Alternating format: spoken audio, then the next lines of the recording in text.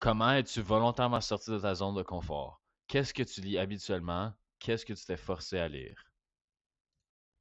Je pensais savoir ce que j'aimais lire, mais j'ai été forcé de sortir de ma zone de confort avec la lecture du livre Quelques minutes après minuit, écrit par Patrick Ness.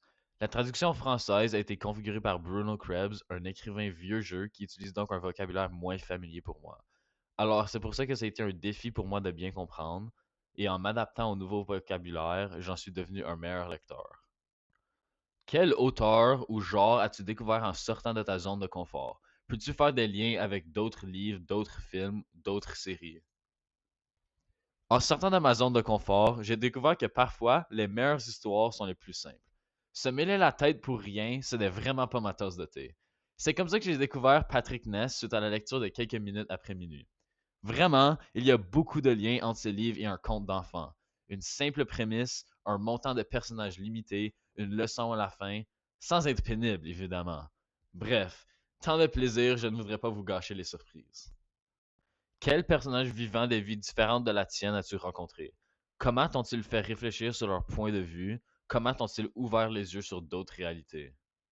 Un personnage vivant une réalité complètement différente à la mienne est celle de Joseph, un juif de 7 ans durant la Seconde Guerre mondiale.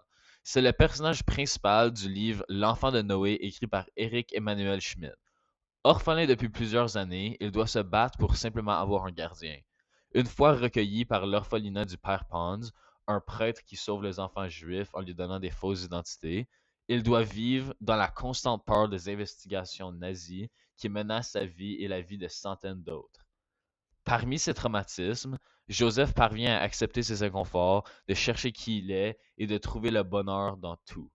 Cette réalité me fait croire que le bonheur est accessible à tous, quoi que ce soit le chemin emprunté ou les obstacles rencontrés. Moi, je trouve que le livre m'a ouvert les yeux de façon à penser plus comme Joseph.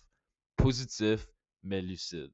Il ne laisse pas le négatif prendre le contrôle, mais il reconnaît la réalité quelle qu'elle. Un parfait milieu que j'utilise en inspiration.